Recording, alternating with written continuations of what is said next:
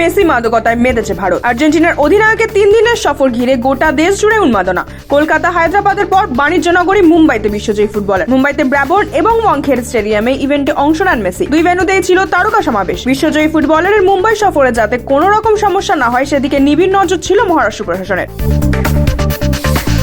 সোমবার সফরের শেষ দিনে দিল্লিতে প্রধানমন্ত্রী নরেন্দ্র মোদীর সঙ্গে দেখা করতে চলেছেন বিশ্বজয়ী ফুটবলার। ভারতীয় ক্রিকেটের কিংবদন্তি বিরাট কোহলির সঙ্গেও সাক্ষাৎ করতে পারেন মেসি। ফুটবলের ভগবানের সফরে যুব ভারতী ক্রীড়াঙ্গনে অরাজক পরিস্থিতি, জোর কদমে পুলিশি তদন্ত। শনিবারই গ্রেফতার হন উদ্যোক্তা শতদ্রু দত্ত। এবার সরকারি সম্পত্তি ভাঙচুর সহ 10 ধারায় শতপ্রণোদিত মামলা পুলিশের। হিংসা, সরকারি কাজে বাধা ও সরকারি সম্পত্তি নষ্ট করার মতো অভিযোগ।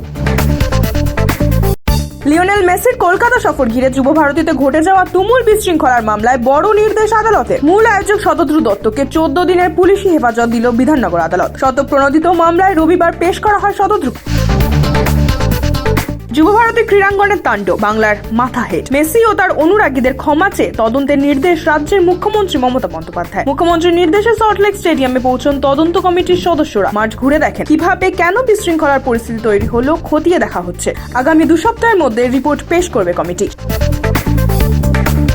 বিশৃঙ্খলার পরের দিন ফের যুব ভারতী ক্রীড়াঙ্গনে গেলেন রাজ্যপাল সিভি আনন্দ বোস। ভুক্তভোগীদের সঙ্গে কথা বলে রিপোর্ট জমা দেবেন বাংলার সাংবিধানিক প্রধান। I see it from a larger perspective. My report, after discussing with some of the victims, will be submitted to the all concerned authorities. বাংলাকে গ্লোবাল লাফিং স্টক বানানো হলো। বিদেশি নিউজ রিপোর্ট সামনে এনেছে বিজেপি। তৃণমূলকে বাঁচাতে শতদ্রু দত্তকে বোড়ে বানানো হয়েছে তোপ পদ্ম শিবিরের। তবে চুপ রইল না শাসক দল। যুব ভারতী কাণ্ডে তুঙ্গে শাসক বিরোধী দরজা। বাংলায় ভোটার তালিকায় বড় সার্জারি। এসআইআর প্রক্রিয়ায় এনিউমারেশন ফর্ম পূরণ, জমা ও আপলোডের কাজ শেষ। এবার খসড়া তালিকা প্রকাশের পালা। তারপরই 20 ডিসেম্বর থেকে শুরু শুনানি পর্ব। বিধানসভা পিছু প্রতিদিন অন্তত 100 ভোটারের শুনানি। দায়িত্বে 10 জন করে এই আরও। সিসিটিভি নজরদারির ভাবনা নির্বাচন কমিশনের। ঘন বিষাক্ত ধোঁয়ায় ঢাকলো রাজধানী। দশকের সবচেয়ে খারাপ বাতাস। বায়ুর গুণমান সূচক হয়েছে 491, যা সরাসরি সিভিয়ার প্লাস ক্যাটাগরিতে পড়ে। পরিস্থিতি ভাবাচ্ছে স্বাস্থ্য ঝুঁকি।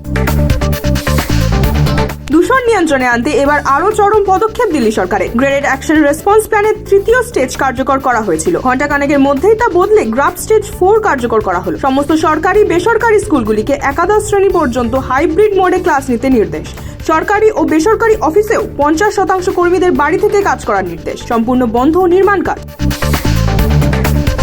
শীতের ঝোড়ো ব্যাটিং শুরু। ভোরের কুয়াশা, উত্তুরে হাওয়ার দাপটে কাঁপছে বাংলা। 1 সপ্তাহ থাকবে এই আমেজ, জানালো হাওয়া অফিস।